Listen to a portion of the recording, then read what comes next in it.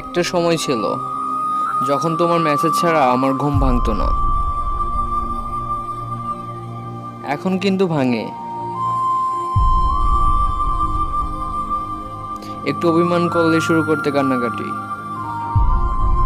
ব্যস্ত হয়ে যেত অভিমান ভাঙাতে।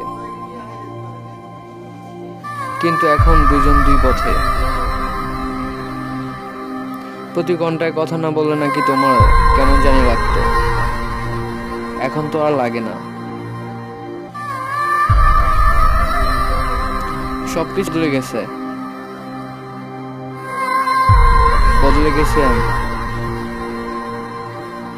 আবেগের মাঝে ডুবেছিলাম, বাস্তবতায় ছিলে তুমি।